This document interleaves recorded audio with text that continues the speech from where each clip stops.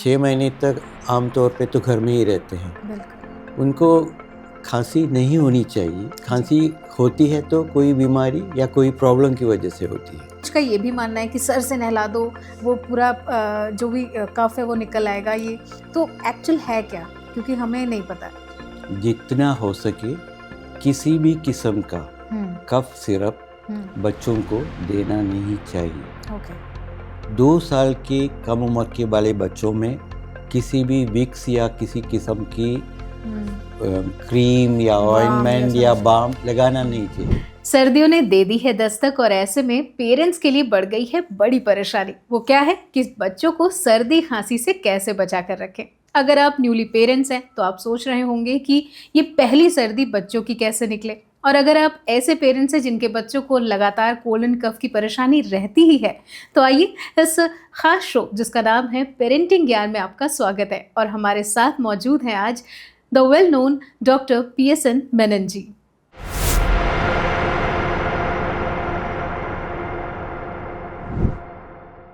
Doctor साहब, welcome to our show. अपना कीमती वक्त निकालने के लिए आपका बहुत बहुत शुक्रिया। सीधे सवालों की तरफ आते हैं। मेरा जो सवाल है आपसे वो ये है कि न्यूबॉर्न बेबीज़ का ही पहला विंटर होने वाला है और ऐसे में सर्दी खांसी को लेकर पेरेंट्स बड़े परेशान होंगे। कई बच्चों को हो भी चुके होंगे शायद अब तक। तो आप जो फर्स्ट जो रिलीफ कैसे दिया जाए न्यूबॉर्न बेबीज़ को? न्यूबॉर्न बेबीज मतलब नई बने हुए बच्चे 6 महीने तक आमतौर पे तो घर में ही रहते हैं। बिल्कुल। उनको खांसी नहीं होनी चाहिए। खांसी होती है तो कोई बीमारी या कोई प्रॉब्लम की वजह से होती है। क्योंकि बच्चे तो आमतौर पे माँ या घर में बड़े लोग, पापा मम्मी या घर के लोग ही संभालते हैं। वो कई आमतौर पे हमारे यहाँ तो बच्चे बाहर जाते नहीं।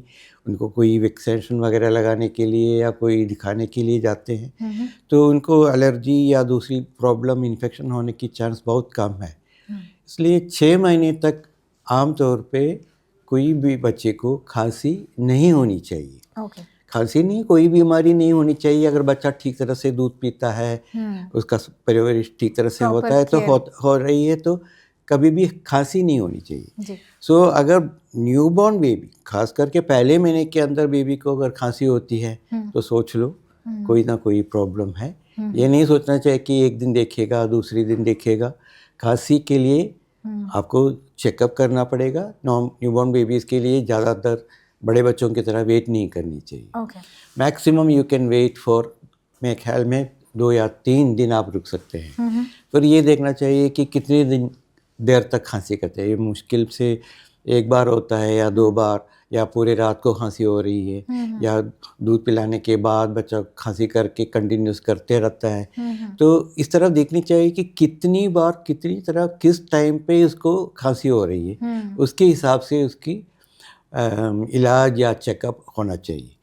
तो 6 महीने के बाद अगर बच्चों को खांसी होती है तो ये हो सकता है कि बाहर जाके खेला होगा, किसी चीज़ की एलर्जी या ठंड की हवा लग गई होगी, कोई इन्फेक्शन लगा होगा, तो उसकी इलाज थोड़ी सी फ़र्क है। तो इसलिए जैसे बच्चे बड़े हो जाते हैं खांसी के लिए तो आपको वेट कर सकते हैं। बहुत ज़्यादा खांसी की वजह से प्रॉब्लम नहीं, उसकी वो नॉर्मल एक्टिविटी है, उससे कोई प्रॉब्लम नहीं है तो आप वेट कर सकते हैं। पर न्यूबॉर्न बेबी, खास करके 6 मंथ्स की बेबी जिसको आमतौर पे ब्रेस्ट फीडिंग या बॉटल फीड या और तरीके की फीडिंग चल रहा है, तो उसकी तो चेकअप होनी चाहिए, दिखाना चाहिए ज़रूर। कंसल्टेशन तो ज़रूरी है। जो ब्रेस्ट फीडिंग मदर्स होती हैं, अगर उनको सर्दी लग जाए तो क्या ऐसा हो सकता है कि बच्चे को माँ के दूध के थ्रू भी सर्दी लगती है? हो सकता है। पर आमतौर पे मदर की दूध या ब्रेस्ट मिल्क से बच्चों को बहुत ज़्यादा प्रोटेक्शन मिलता है। तो अगर माँ को कोई खास बीमारी नहीं है, छोटी सी बुखार है, छोटी सी खांसी है, थोड़ा सा बस नीसिंग है या रनिंग नोज है, ऐसी बात है तो बच्चे को दूध पिलाने में कोई प्रॉब्लम नहीं है। हमारे हिसाब से बच्चे को दूध पिलाते रहना चाहिए। बट ये है कि बच्चे को किस तरह से वो उसको गोदी में रखना चाहिए, किस तरह बच्चे के साथ बात करनी चाहिए, बच्चे को किस तरह के, बच्चे की हमारी जो माँ की जो ब्रीथिंग या सांस है बच्चे की तरफ कैसे जाती है, कैसे उसे बोलते हैं, ये सब चीज़ें देखना चाहिए। ऐसा है कि बहुत ज़्यादा खांसी है, ज़्यादा नाक बह रहा है, स्नीसिंग बहुत हो रही है या बुखार भी है, तो मेरे ख्याल में 1 या 2 बार आप स्टॉप कर सकते हैं, ब्रेस्ट मिल्क एक्सप्रेस करके पिला कर सकते हैं। नहीं तो ऐसा है कि मास्क पहन के और कंफर्टेबल हो, कई बार माँ कंफर्टेबल नहीं होती मास्क पहनने में। जितना हो सके ब्रेस्ट फीडिंग किसी भी हालत में कंटिन्यू रखना चाहिए। सर्दियों में जनरली घरों में हीटर का इस्तेमाल किया जाता है, तो न्यूबॉर्न बेबीज़ को हीटर में रखकर इफ़ उनको नोज़ ब्लॉक है या mother in a cold situation है कि उनको कोल्ड है, कफ है, तो उस दौरान हीटर रूम में रखना इज सेफ और not when it comes to बहुत ठंड के टाइम पे तो हर जगह पे रखना ही आप हीटर रखते हैं, पर आप किस तरह का हीटर यूज़ करेंगे? जो यूजुअली हमारे घर में सस्ते जो कन्वेंशन हीटर जो मिलते हैं, जिसमें हीट डायरेक्टली आप बच्चे के ऊपर आते हैं, वो जितना हो सके नहीं करना चाहिए। कई बार कहने की बात अलग है, पर एवरीबडी कैन नॉट अफोर्ड, सब बड़े बड़े अच्छे वाले हीटर यूज़ नहीं कर सकते। पर आपको ये देखना चाहिए कि बच्चे को किस टाइम पे ये हीटर की ज़रूरत है, सोने के टाइम। तो आप उसको अच्छी तरह से ढक के, कंबल लगा के, उसकी हेड प्रोटेक्ट करके, सिर्फ मुंह और नाक को नहीं कवर के खोले रखे, या सस्ते बहुत मुलायम कपड़े से वो करके खसे हैं, अच्छे से बच्चे को ठक के आप रख सकते हैं। तो हीटर की ज़रूरत नहीं है।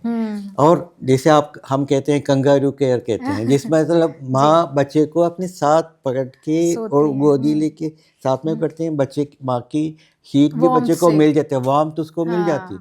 तो ये नहीं है कि हीटर लगाना है। और बहुत सर्दी के मौसम में कई जगह पे दिल्ली में बहुत हिली एरियाज में आप जाते हैं, बहुत ठंड -4 पे, -5, -10 पे जाती है, हीटर लगाना पड़ता है। पर अगर आपको हीटर लगाना है तो आप ऑयल हीटर जो हैं, जो जितना दूर बेड से या बच्चे की जो बेड है उधर से आप, कई बार ऐसे है कि बहुत ठंड के मौसम में मैं समझता हूँ कि बच्चे को माँ के साथ, माँ के बगल में जो बेड है ऐसे होनी चाहिए, नहीं बहुत दूर नहीं, इस तरह से आप रख सकते हैं। पर नॉर्मल डे पे आप जितना हीटर कम इस्तेमाल करें उतना अच्छा है।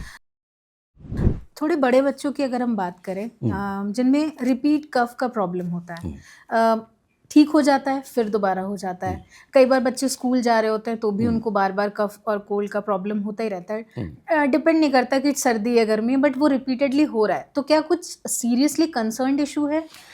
ये सीरियस इश्यू है। आमतौर पे हमारे पास बच्चे, किस तरह के बच्चे आते हैं हमारे आउट पेशेंट क्लिनिक में या कंसल्टेशन क्लिनिक में, माँ या पेरेंट्स बच्चों को क्यों ले आते हैं? आमतौर पे है कि ये पहले महीना जब उनको डे केयर में जाता है, उसके बाद वो नॉर्मली मतलब 2.5 ईयर के बच्चों को वो डे केयर में एंट्री कराते हैं। पहली बार बच्चा दूसरे बच्चों के साथ खेलते हैं, मिलते हैं, बाहर के लोगों से मिलते हैं, ओपन एयर में खेलते हैं, तो उनको थोड़ा सा ठंड, जैसे हम कहते हैं ठंड लगती हैं या खांसी हो जाती है, तो 1-2 दिन में आप सोचते हैं कि सब ठीक है, फिर आपको लगता है कि ये जैसे स्कूल से आया, डे केयर से आया, बच्चा खांसता रहता है, ये होता है। ये बिकॉज दिस इज कुछ बच्चों का पहला एक्सपोजर है, ये आउटसाइड एयर का, आउटसाइड एनवायरनमेंट का ये एक्सपोजर है। उसमें जो बैक्टीरिया, वायरस वगैरह या एलर्जन वगैरह है उसकी, खास करके अभी दिल्ली में जो पोल्यूशन हो रही है, तो एक्सपोजर इतना बाहर होता है, उतना घर के अंदर नहीं होता, बिकॉज घर में तो आमतौर पे कुछ ना कुछ तो आप प्रोटेक्शन कर लेते हो। बिल्कुल। उसी तरह जब बच्चा बड़ी स्कूल में जाते हैं, डे केयर में तो एडजस्ट हो गया, खांसी वांसी ठीक हो गई, पहले 4 साल हो गए या 5 साल हो गया, स्कूल में एडमिशन हो गई, नर्सरी में एडमिशन हो गई, तो वहीं भी अब पहली बार बच्चे स्कूल मिस करने लगते हैं क्योंकि उसको खांसी होता है। ये क्यों हो रहा है? क्योंकि बच्चे को एक न्यू एलर्जी, न्यू एनवायरनमेंट, जिसके अंदर न्यू बैक्टीरिया है, न्यू इन्फेक्शन है। ये ज़रूरी नहीं कि हर बार इन्फेक्शन है, ये एलर्जी भी हो सकता है। कई बार ऐसा होता है कि वो एलर्जी की वजह से खांसी नहीं, कई बार हमारी बॉडी, लंग्स जैसे रिएक्ट करते हैं, जैसे बोलते हैं ब्रोंकियल आस्थमा, दमे की शिकायत होती है। पहली बार बच्चों को घर में कुछ नहीं होता, प्रोटेक्शन है, बाहर जब जाते हैं, एक्सपोजर हो जाते हैं, तभी होता है। तो जब बच्चा 1 या 2 बार खांसते हैं एक दिन में तो वो नॉर्मल है, that is a protective mechanism. हम कहते हैं अंदर जो बलगम है वो बाहर निकलाता है, उसको दवाई देके कम करना नहीं चाहिए, दबाना नहीं चाहिए। बिल्कुल। पर बच्चा वो खांसता रहता है, खास करके वो जो खाना खाने के बाद, दूध पीने के बाद उसको खांसी होती है, उल्टी कर लेता है, राइट। वो एक बात है। दूसरी खांसी के साथ उसको बुखार भी हो रहा है, और ये नहीं है खांसी नहीं के साथ बुखार नहीं है, उल्टी नहीं है, बाकी नहीं है, स्नीसिंग नहीं है, रनिंग नोज नहीं है, बस बच्चा खांसता रहता है। तो मतलब 1 दिन या 2 दिन आमतौर पे हमारी जो बच्चों को जो हम और माँ को जो हम इंस्ट्रक्शंस देते हैं या उनको बता देते हैं, उस हिसाब से इफ एक बच्चा 5 साल से कम उम्र का जब 3 दिन बराबर खांसता रहता है और उसका नींद ठीक नहीं है, पूरा नहीं होता, दिन में वो उठ जाता है, तो इसकी एक चेकअप होनी ज़रूरी है। तो अपनी ये ज़रूरी फैमिली फिजिशियन देख सकते हैं या पीडियाट्रिशियन जो है जिसके पास आप जाते हैं उनको दिखा सकते हैं। बॉडी मसाज जो इंडियन ट्रेडिशन का एक बहुत बड़ा हिस्सा रहा है, स्पेशली जब बच्चे का जन्म होता है तब से, और जब तक बच्चा स्कूल या बाहर जाना शुरू नहीं करता तब तक वो एक बड़ा पार्ट है उनकी डेली रूटीन का। खासकर सर्दियों में भी लोग गरम तेल करके उसमें गार्लिक डाल के उन्हें पूरा एक तरीके से उसको रेडी करके बॉडी मसाज करते हैं कि इससे बच्चा रिलीफ भी मिलेगा और शायद कंजक्शन और जो भी प्रॉब्लम है वो क्योर हो पाएगा। तो क्या कितना ये वर्क करता है और ये कितना मतलब एफिशिएंट है ड्यूरिंग कोल्ड कफ? हमारी सोसाइटी में, हमारी इंडियन सोसाइटी में ये मालिश का रिवाज शुरू से चल रहा है, हमेशा से। ये तो सदियों से चल रहा है, ये चलता रहेगा।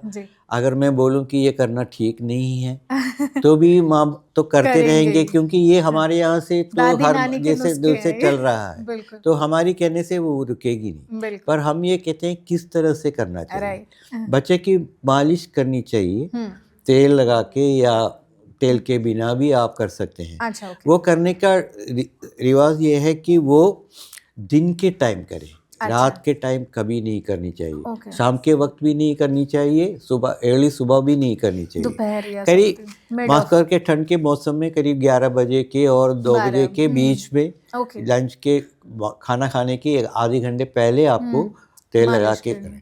मालिश करने के टाइम इसको एक सेफ कपड़े में, अच्छे कपड़े में उसको लिटाना चाहिए, बिल्कुल पेट को ऊपर करके पहले उसका जो मालिश करेगा बहुत धीरे से प्यार से करना चाहिए, सॉफ्ट मसाज। ये नहीं कि बच्चे का ये खींच के कस के ऐसे करेगा, उसका वो जो जैसे स्क्वीज करके मसाज करना, ये सब चीज़ें नहीं करनी चाहिए। खास करके वो जो टमी के ऊपर कस करके उसकी नाभि के द्वार पे जहाँ पे जो अभी खोला नहीं उसको दबाना, वो सब करना ये ठीक है। आमतौर पे मुट्ठी को बंद करना, मुट्ठी को खोलना या पाँव के पत्ती को वो सीधा करना, वो फ्लेक्सिंग करना, एक्सटेंड करना, ये सब सही है। ये सब नॉर्मली भी कर सकते हैं, उसके लिए कोई तेल की ज़रूरत नहीं है। पर जैसे कि जो कड़वी जो तेल जो होते हैं, जैसे सरसों का तेल होता है, सरसों का तेल हमारी में ये है कि बड़े भी लगाते हैं कि गर्मी लग जाती है, सेहत के लिए अच्छा है, पर बच्चे का स्किन बहुत ही सेंसिटिव है, सॉफ्ट है, इसलिए सरसों का तेल लगाते हैं। तो मेरे ख्याल में I would like to use simple straightforward oils जो आपको मिलता है। बेबी ऑयल ये नहीं कह सकता हूँ कि आप कमर्शियल कंपनी वाला बेबी ऑयल यूज़ करें, आप घर में जो भी इस्तेमाल कर सकते हैं, सिंपल सा ऑयल जिसमें कोई स्मेल नहीं है। कोकोनट ऑयल इस मौसम में वो जो जम जाती है तो उसको गर्म करके यूज़ करते हैं। दूसरी किसी ऑयल भी, सरसों का ऑयल भी आप यूज़ करते हैं तो आप यूज़ कर लीजिए जो स्ट्रॉन्ग नहीं है, जो स्ट्रॉन्ग वाला मैं यूज़ करती हूँ। और लगा के तेल लगा के कितनी देर, कई बार सोचते हैं कि आधे घंटा छोड़ना चाहिए, ये नहीं, बच्चे को पूरा तेल लगा के सर्दी में खुला छोड़ना, तेल लगा के भी ठीक नहीं। तो ये नहीं कि आप आधा घंटा करेंगे, 10-15 मिनट मैक्सिमम आपको लगाना चाहिए। उसके बाद ये आपको थोड़ा सा लुकवार्म पानी से और जो भी सॉफ्ट जो इरिटेबल सॉप नहीं यूज़ करनी चाहिए, आप जल से या बेबी का जो है साबुन है उसी से साफ करना चाहिए।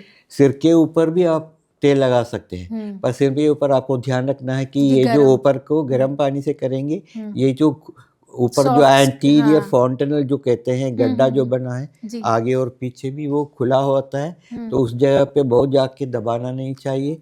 आंखों के ऊपर लगाने के टाइम आपको ध्यान रखना है कि अंदर से बाहर की तरफ तेल लगाना चाहिए। नाक में लगाने के टाइम ऊपर से लेके नीचे तक, उल्टा नहीं। और गला भी जब करते हैं कि बहुत ज़्यादा ऐसे ऐसे करके जैसे बड़े लोगों का करते हैं, ऐसा नहीं करना चाहिए। सर आराम से, जो बच्चे को प्यार से, पसंद है, जो बच्चा एंजॉय कर रहा हो, वो स्माइल कर रहा हो, तो पता चलता है कि बच्चे को पसंद है, उसी तरह से करना चाहिए। अगर आप सोचते हैं कि तेल लगा के मालिश किया तो बच्चे को खांसी नहीं होगा, ये गलत है। तेल लगा के मालिश करो तो बेबी का स्किन ठीक हो जाता है, उसका सफाई होती है, उसे वो प्रोटेक्शन जरूर मिलता है। तो बट इसका कोई रिलेशन नहीं है कि खांसी बंद हो जाएगी, खांसी नहीं होगी, बुखार नहीं होगी, बच्चे का पाव ठीक चलेगा, ये सब ठीक नहीं है।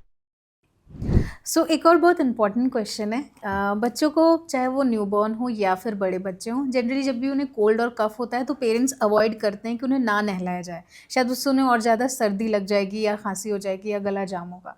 सो आपका क्या रिकमेंडेशन है, डे टू डे उन्हें नहलाना चाहिए या क्या वो हेल्प करता है? कुछ का ये भी मानना है कि सर से नहला दो, वो पूरा जो भी कफ है वो निकल आएगा, ये तो एक्चुअल है क्या, क्योंकि हमें नहीं पता। आमतौर पे ये सब चीज़ें हम अपनी तरफ से सोचते हैं, है ना? जी बिल्कुल। अगर आपको खांसी हो गई तो आप मैं नहा लिया, आप नहा लेते हैं, या you will miss 1 days bath, will you use hot water. Her baby, actually baby को तो नहाने का मतलब कि उसको साफ सुथरा रखना है।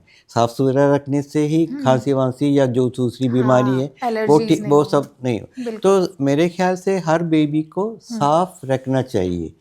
ये पूरा पानी से नहा धो के सिर से, मतलब वो नहीं, उसको साफ रखना है। बेबी के बॉडी में जो उसकी पर्सपिरेशन होती है और वो उसकी नाक वगैरह बॉडी, उसको साफ रखना है। तो आप उसको गर्म पानी से स्पंज करके उसको बॉडी पूरा साफ कर सकते हैं जी। अगर उसको खांसी हो रही है, थोड़ी सी बुखार हो रहा है, तो उसको जिस तरह से सर्दी के मौसम में करेंगे, ये नहीं कि उसको पूरा नंगा करके एक साथ करके मरोड़ के करेंगे, ऐसा नहीं। उसको आधा खोल के आधे से सिर के ऊपर करेंगे, उसके बाद थोड़ा सा कवर करें, फिर उसके बाद छाती खोलो, छाती को साफ कर लो बगल में, और हाथ वगैरह साफ कर लो, उसको थोड़ा बंद करो, फिर नीचे के पार्ट, ऐसे करके स्टेप आप कर सकते हैं। अगर बच्चे को बस मामूली सी खांसी है, ज़्यादा प्रॉब्लम नहीं है, तो आप उसको पूरी, जैसे कि आप जैसे नॉर्मली करते हैं, बाल्टी में से कप लगा के, वो मग लगा के पानी देते हैं, या बेबी शावर में आप लगाते हैं, पर बहुत ज़्यादा देर पानी में रखना ठीक नहीं। पानी लूक वार्म होनी चाहिए, बहुत गर्म भी नहीं होनी चाहिए, बहुत ठंडा भी नहीं चाहिए। तो आप खुद टेस्ट करके देख लीजिए कितना बेबी आपको जो सूट करता है, ये ज़रूरी नहीं कि बेबी को सूट करेगा। बेबी के लिए थोड़ा सा ठंडा जो रखे, जितना जल्दी उसको बॉडी आप पानी से साफ करके निकाल सकते हैं। साबुन लगाना है या नहीं लगाना, मेरे ख्याल में जितना नॉन इरिटेंट जो सोप आपको मिलता है, जैसे ग्लिसरीन का सोप या बेबी के लिए जो बनते हैं, उस तरह का सोप, मेरे ख्याल में साबुन की टिकिया से साफ करने से अच्छा होगा कि जेल लगा के साफ कर लो। आप पूरी बदन में लगा के जल्दी उसको निकाल सकते हैं। और जैसे ही उसको पानी से निकाल लेते हैं, उसको ठक के पूरी पानी को हर जगह से, खास करके आपको ये देखना है कि नेक एरिया, बगल की एरिया और सिर, आपको ज्यादातर ध्यान दे के आपको साफ ड्राई रखना चाहिए। ये के ऐसा नहीं कि दबा के करेंगे नहीं, वो उसको ठक के आराम से। उसके बाद बच्चे को थोड़ा सा रेस्ट देनी चाहिए। ये नहीं कि जैसे ही नहा लिया उसी टाइम से क्रीम लगा, give a rest of 2 to 3 minutes, because this process of giving a bath for the baby increases the respiration, breathing, heart rate. तो बेबी एंजॉय भी कर रहा होगा। तो भी हम जैसे होते हैं, थोड़ा रेस्ट दे के फिर आराम से आप, जैसे आप क्रीम वगैरह लगाते हैं, बेबी क्रीम, तो आप वो जो मौसम के हिसाब से, जैसे इस मौसम में आप ऐसे क्रीम नहीं लगाएंगे, वो समर में यूज करते हैं, वो लगा के वो बॉडी में लगाते हैं, तो थोड़ी देर उसको बॉडी में लगने के लिए आपको टाइम देनी। उसके बाद मुलायम सी कपड़े लगा के फिर उसके बाद तो नहाना कोई मना नहीं है कि ठंड की मौसम होगी, हफ्ते में एक बार नहाएंगे, वो बात गलत है। नहाना तो है, पर नहाने से ज़्यादा अच्छा टाइम यह है कि उसको साफ रखने का रिवाज होना चाहिए। मेरे सवाल तो कम नहीं हो रहे हैं, लेकिन हमारे व्यूअर्स के भी कई सारे सवाल हैं जो डॉक्टर साहब से पूछना चाहते हैं। आइए डॉक्टर साहब उनके भी सवाल ले लेते हैं। हाँ जी। हेलो डॉक्टर साहब, अगर बच्चे को कफ और कोल्ड है तो क्या हम कोई भी कफ सिरप दे सकते हैं क्या बच्चे को? देखो, हम फिजिशियन, बच्चों के डॉक्टरों का ये है ओपिनियन मेरा अपना नहीं जी। हमारी जो मेडिकल सोसाइटी है जिनकी रिसर्च के हिसाब से जितना हो सके किसी भी किस्म का कफ सिरप बच्चों को देना नहीं चाहिए। ओके। किसी भी किस्म का कफ सिरप आपको देना नहीं चाहिए। खास करके 2 साल से कम उम्र बच्चों को बिल्कुल नहीं देनी चाहिए। आमतौर पे कफ सिरप्स में क्या होता है, it is a sugar solution. Okay. ऐसी कोई दवाई जो आमतौर पे जो हमारे मेडिकल फार्मेसीज में जो भी कफ सिरप मिलते हैं उसमें ऐसी कोई दवाई नहीं है जो कफ को या सप्रेस या निकाल देते हैं। निकालने का मतलब एक्सपेक्टोरेंट, मतलब खांसी करके आप मलगम निकाल सकते हैं, उसको हम कहते हैं एक्सपेक्टोरेंट। ओके। तो छोटे बच्चों में ऐसी दवाई नहीं चाहिए कि खांसी बढ़ जाती है और मलगम निकलाती है। उसके लिए उनकी body is not prepared for that, the body has not developed for that. तो ऐसी दवाई जो बड़ों को, अगर आपको खांसी है, खांसी दे के दवाई से आप मलगम निकाल सकते हैं या एक्सपेक्टोरेट कर सकते हैं, थूक सकते हैं, वो वाली दवाई बच्चों को देना नहीं चाहिए। वो मना है, पर मार्केट में मिलती है। दूसरी किस्म की दवाई है, बच्चे को खांसी है, खांसी करके उसको बंद करके वो सोचते हैं कि खांसी बंद हो जाएगा आराम से। खांसी is a protective body reflex. खांसी इसलिए होता है कि आपके गले में अटका हुआ है बलगम, उसको बाहर निकालने का बॉडी का एक सिस्टम है, तरीका है कि वो खांसी करके वो निकाल दे। वो डिस्टर्ब करते हैं बच्चे को, सांस लेने में परेशानी करते हैं तो बात अलग है, पर कोई दवाई दे के इसको निकालने का तरीका गलत है। इसलिए उसके लिए जो दवाइयाँ यूज़ करते हैं सप्रेस करने के लिए, उसके लिए आमतौर पे पहले हमारे बचपन में 50 साल पहले 100 साल पहले यूज़ करते थे, वो जो कोडीन नाम की दवाई थी, वो सप्रेस करते हैं। वो एक एडिक्टिव दवाई है। तो अगर शुरू से ही आप बच्चों को ये किस्म की दवाइयाँ शुरू करते हैं, बच्चे को फिर इसके बिना एंटीबॉडीज नहीं, उसके बिना बच्चे को ठीक नहीं होगा। बच्चे को ये दवाई पूछने की आदत बन जाती है। तो इसलिए हमारा है कि जितना हो सके बच्चे को खांसी बंद करने के लिए या खांसी के बलगम निकालने के लिए कोई भी सिरप नहीं देना चाहिए। हेलो डॉक्टर, बच्चे को अगर बहुत ज्यादा खांसी हो रही है तो क्या कोई ऐसा प्रेशर पॉइंट है जिससे तुरंत आराम मिल जाए? I have tried this in my own children as well as my grandchildren. I am not an expert on acupuncture or acupressure, but if you are strongly feel that you would like to try, I would say that go to an expert जो acupressure या acupuncture या उस किस्म की बच्चों की इलाज करते हैं, उनसे आप कंसल्ट कर लीजिए। बट बच्चों को इस तरह की इलाज आमतौर पे नहीं देते हैं। तो मेरे हिसाब से इसका रोल बहुत ही कम है। आप इसमें टाइम वेस्ट नहीं करनी चाहिए। डॉक्टर साहब, अगर मेरे बेटे को कफ एंड कोल्ड होता है तो क्या मैं घरेलू उपचार से मैं उसे ठीक कर सकती हूँ या हर्बल मेडिसिन देना ज़रूरी होता है? इसकी जवाब देना इतना आसान नहीं है। इसका मतलब है कि जो मैं होम रेमेडीज समझता हूँ वो आपके लिए होम रेमेडीज नहीं हो सकती। तो आमतौर पे जो फैमिलीज जो हमारे पास आते हैं वो क्या क्या यूज़ करते हैं। नॉर्मली ये है कि बच्चे को खांसी हो रही है तो वो यूजुअली वो देते हैं कोई घर में कोई सिरप वगैरह। फर्स्ट, किसी भी किस्म का सिरप बच्चों को मत दो, नंबर 1। नंबर 2, आप सोचते हैं बच्चे की बॉडी ठंडा हो गया तो उसको थोड़ा गर्म कर देते हैं, मतलब कोई दबाने वाली दवाई जैसे विक्स या टाइगर बाम, कोई बाम जैसे भी है, यूकैलिप्टस ऑयल, इस तरह की कोई तेल बॉडी में लगा के बॉडी गर्म कर दो। 2 साल के कम उम्र के वाले बच्चों में किसी भी विक्स या किसी किस्म की क्रीम या ऑइंटमेंट या बाम लगाना नहीं चाहिए, क्योंकि उसके अंदर most of this medicine have camphor, कर्पूर की कर्पूर, हाँ। है। ये कर्पूर बॉडी के लिए बहुत, स्किन के लिए बहुत इरिटेंट होता है। ओके। तो आप सोचते होंगे बच्चे को गर्म हो गया, बट इसको बेबी का स्किन Itching, इरिटेट हो जाता है, प्रॉब्लम्स क्रिएट करते हैं। तो इसलिए इस तरह की बाम्स जो है आपको देखना चाहिए कि बड़ों को यूज़ करने वाली बाम बिल्कुल यूज़ मत कीजिए। बिल्कुल। चेक कर लीजिए कि ये बेबी के लिए बनाया है और इंग्रेडिएंट्स भी देख लीजिए कि क्या है इसके अंदर। जी।